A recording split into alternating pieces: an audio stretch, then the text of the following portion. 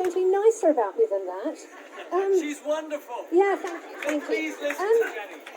Now, Martin here has told me not to be party political. That's impossible for me. I spend my life being party political in the House of Lords. And I think most of the time, I'm right. Thank you.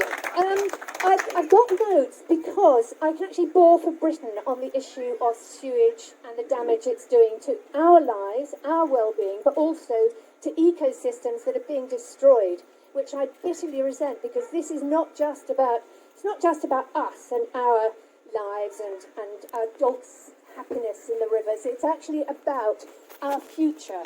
And it's about our children, our grandchildren, it's about all of our friends and families. And so we have to remember that this is for the future. What you're doing here today is for the future, it's not just for now. And I want to say this is the fault of the water companies. We know that Thames Water is breaking the law. It's breaking the law every single time it allows sewage to flow out into our streams, onto our coastlines, and into our rivers. They have, as we've heard already, they have had the money and they have given it to their shareholders. Now that is absolute corruption. And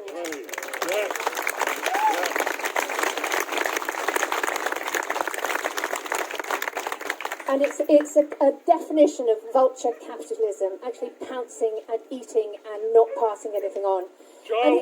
It's also the fault of the government, because they have not allowed their agencies to enforce environmental standards. They have not given the Environment Agency and Ofwat the sort of powers that they can actually use to stop it.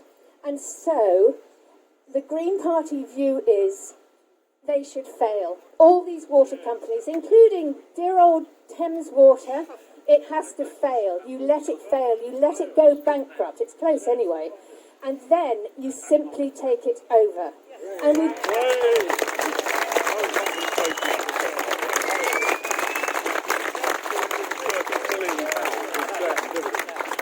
we can all see that private ownership has not worked. It's time for public ownership. And what we take it over for nothing because it's failed, and then we will have to renegotiate the debt. That's true, but it's still cheaper than trying to keep it actually functioning, because it's not functioning at the moment.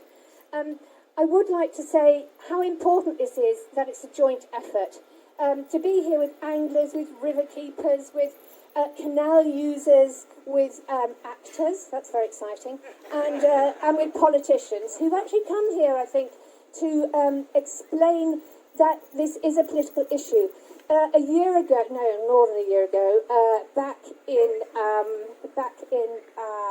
November 2021, through the House of Lords, the Environment Bill went through.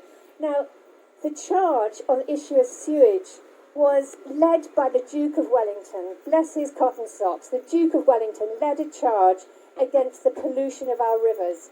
And we all tried, in the House of Lords, we tried to support him, and the government ignored us. They absolutely ignored us and chose to let sewage be constantly pumped into our rivers.